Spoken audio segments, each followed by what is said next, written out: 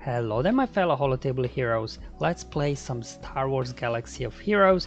I'm back with another Conquest guide for you. Now already covered sectors 1 through 4, all the feats as well as boss battle. If you're interested in those sectors, there'll be a link in the description below to my SWGOH for Life tool, so go and check it out if you haven't seen it yet. But in this one I'll be going through sector 5 feats and showing you some of the teams I use there that they can work towards multiple feats in single battle, just to reduce the number of battles that you need to go through. First, obviously, let's have actually look at the feats that we need to do here in sector 5. You have to inflict Daze 40 times. That's probably quite an easy one, I would say. Defeating 100 enemies, not an issue. Now, inflicting Deathmark 10 times, this in itself would not be as challenging, but it seems like Darth Revan is bugged, because when I applied Deathmark with Darth Revan, it didn't count. So it looks like I will solely have to rely on my troopers and also Death Trooper applying Deathmark, which will a little bit, slow down the progress of this feat. And Flawless Victory, where you have to win at least 20 battles without losing any units. This sounds straightforward, but hey, this is Sector 5. Where everybody's over prepared like a million times, everybody's really quick, hit really hard, so keeping everybody alive is not always a trivial task. Here, let's blow something up, defeat 40 units with Bad Batch. Now I don't know about you, but all my Bad Batch are like 4-5 star, gear 8, so again I have to be using some sort of Ray mishmash team that Ray can keep them alive and then they can, do some kills hopefully for me. And finally, Brood Warfare, we have to win 14 battles with a full squad of GOs. Now this is the one I wasn't able yet to get done, at least not even once. My GOs are all gear 12 apart from GeoBrood, and they just get smashed in the face no matter what I do. Now there are various disc combinations I will be playing around, so if I find like a winning combo of data discs, definitely I'll make a video of it afterwards. For now I just want to focus on what I can complete first, and then attempt those trickier ones maybe that I didn't get the first time. So definitely be on the lookout for more guides in the future. Now let's also, before I show you any battles whatsoever, let me show you the disc that I'll be using. This is pretty much my standard loadout I've been using throughout the Conquest. Got Leader's Resolve to boost your leader a bit, especially here in Sector 5. Survivability is key, so I've got Vitality disc that gives you extra health, extra protection, Zealous Ambition that gives your healers and support more health, and then offense equals to their health, which is huge because then some of these support characters are hitting really hard, and that will really help you to make progress towards a lot of these feats. Then again, 2 entrenched discs. These are the only 2 entrenched discs I was able to pick up. I've got them both equipped here in Sector 5 because I'll need it. Heal over time, just a little bit, healing every time they get a turn. And of course then heal over time disc nicely goes together with stacking offense, so it's extra buffs for your team, extra offense whenever they gain buffs. So these kind of the loadout that I'll be working through here Sector 5 for most of Sector 5 at least. So anyway, let's first hop into the first battle here. So this team can work towards 3 feats here in Sector 5. Obviously I'm using here Padme lead because with her in the leadership, whenever you have protection up, you can't be critically hit, you can't be debuffed, and because as you can see both of my tech and echo are like gear 8, they'll be very squishy, so using them together with Padme just boosts survivability of them on top of the extra vitality discs. Both of these Bad Batch clones here are support, so again they will be getting more health from my Zealous Ambition disc, and they'll be getting extra offense boost based on health. So we're getting extra health from Padme, we're getting extra health and defense from Commander Ahsoka, we're getting more bonus protection there from Rey. So really all 3 of these ladies here are just around to keep my tech and echo alive throughout the battle, because remember we don't want to lose anybody, because that's one of the feats. We'll be working towards Daze feat here as well, because Echo's got a Daze that cannot be resisted, and he also dispel buffs at the same time, so we'll be making good progress towards that feat, and of course we'll be working towards the Bad Batch feat. Padme on top of that as well, whenever enemies attack out of turn, you'll be getting protection up, against adding to survivability of this team, and finally you'll be able to stack up some courage here, and then Echo and Tech can hopefully do some kills as well with help of courage. And finally tech over there, he can put himself and Echo in stealth. So once you do that, these guys are pretty safe. So they just need to be tanky here enough from all the bonuses that they can survive the opening hit. But anyway, let's hop into battle now and let me show you how I run this team. In most cases I can get 3, sometimes maybe 4 kills per battle, because Padme there, she's support also, so she can do some big hit as well on her basic, and her basic cannot be evaded as well. Anyway, here let's just keep spamming Lifeblood. That's what Rey is here for, just to keep spamming Lifeblood to keep these guys alive. There we go. Now here with Padme we can do a heal, get our clones up to full health, unloading Whirlwind just to get Armorer down into low health, and hopefully in a moment, yep, there you go, first Bad Batch kill for Echo in this battle. Alright, Padme, that's what I'm saying, Padme is dangerous when you do have Zealous Ambition disc, so she took 1 kill there. But anyway, we still got here more enemies, another there kill for my Bad Batch. So Tech is really on fire, he took out 2 enemies already. I think, yes, Sabine should be able to survive that race here, just pumping Lifeblood.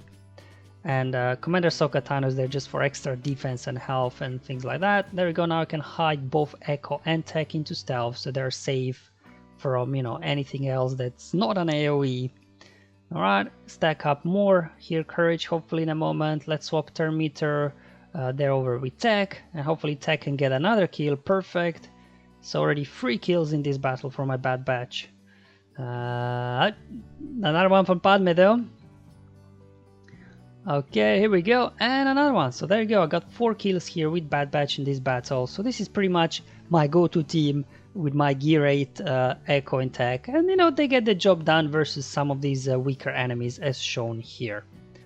Now Troopers here as well, they can work towards 3 feats in Sector 5. You obviously got Daze on basic from Death Trooper, then both Gideon and Piet, they've got Daze as well. So we'll be working towards the Daze feat. Obviously we won't lose anybody, so we'll be progressing towards that feat. And of course the main reason why you will be using Troopers here in Sector 5 is Deathmark from Death Trooper.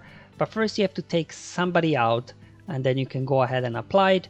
Now a little bit was the issue here, maybe I should have taken off Zealous Ambition disc off my guys, because all of these guys except Death Trooper are support, so they're really taking out the enemies very quickly. And then I wasn't really able to get more than 1 Deathmark out with Death Trooper. But then again, if I wouldn't have Zealous Ambition disc on them, maybe they wouldn't be able to do enough damage to get a Turn Meter train rolling in the first place. I'm not sure. Maybe I'll have to tweak a little bit my lineup here, maybe take one of the troopers out just to a little bit reduce the damage, and then maybe I can get more than 1 Deathmark per battle. So there we go, put a Deathmark on Django, so he won't come back from life once you take him out, because Deathmark will prevent revives. There we go, and as you will see, we will take care of these guys very quickly now. I'm just trying to kind of stall the battle here, but these troopers, especially ones that, you know, they hold true defense buffs from bounty hunters, wears off, we'll just be able to take them out very quickly. Alright, Denga trying to do his best to stay alive, but hey, there we go, we got Daze as well there. So Trooper is definitely a very fun team to use here. However, versus certain enemies here, they could get steamrolled overrun to begin with, so make sure that whoever you're going up against, that your troopers can handle. Boom, boom, there we go. And another Deathmark, but actually this Deathmark did not count because it took out Dengar. So if enemy doesn't survive the hit, Deathmark will not apply. So unfortunately, this was only 1 Deathmark here in this battle. Now you might think that, oh, I can use here Sith Empire because you know Darth Revan lead applies Deathmark, but for some reason for me it didn't count towards the Deathmark feed, so it looks like this is bugged. I had some as well other players reporting the same on my Discord server, that Deathmark from Darth Revan leadership did not count, so definitely bugged it seems. Yes, it's not gonna be a 3-star here finish, but obviously we do have that Night Brother global feat with Maul and Savage. So I just put them in there, so I can also work towards progress that fate. So there you go, I applied Deathmark on there. However, it did not count unfortunately, so we'll have to solely rely on Death Trooper trying to get Deathmarks out. Alright, so here we go. Up next, I want to show you now some teams that in Sector 5 here, they can win without losing anybody. Padme is a very good option, especially if you have Entrenched disc and Zealous Ambition discs. because they have very good survivability out of the gate. They won't be able to be critically hit or debuffed with that protection up to start with, and then you'll be able to pretty much go to town here versus anybody really, because you can really take a lot of hits, especially with Commander Ahsoka Tano there, adding more health on top of Padme's health there from leadership, more defense, more damage. So Padme definitely a very good choice here for a lot of these teams here in Sector 5 that are getting very, very fast, very, very beefy. So they go Retribution doing here all the work for us. Here comes an AoE from Talzin. You don't want to do that, girl, trust me. There she goes. Just a casual 500k hit from Padme, and there, down goes Talzin.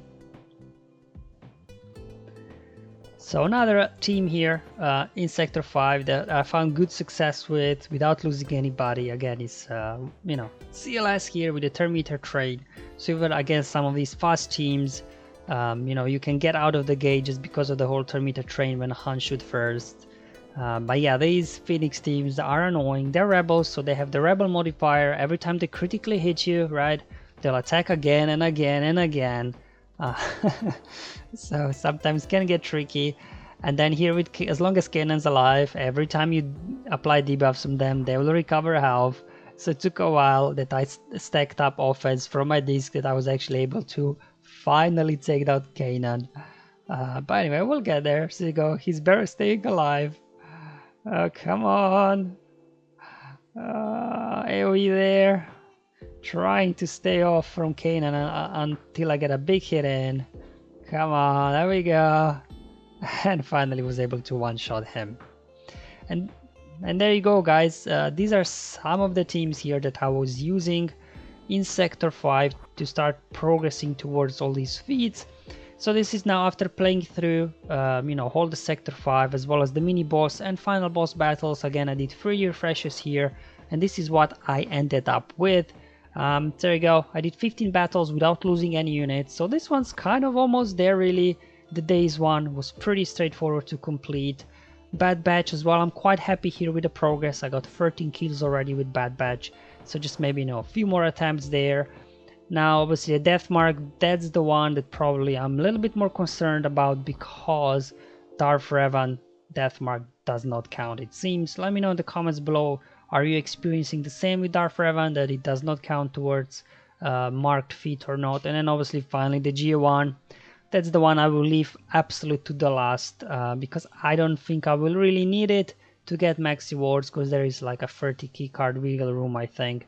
So if I don't need to do it, I won't, except obviously if I do have some energy left towards the end of Conquest, I'll make a video with what kind of combination of these versus what kind of enemy I was able to get it done, so that we know for when it comes the next time around. Alright guys, hope you find this video useful and helpful. Let me know in the comments below or on my Discord server, but until then, have fun, enjoy life, and may the RNG be with you, my friends.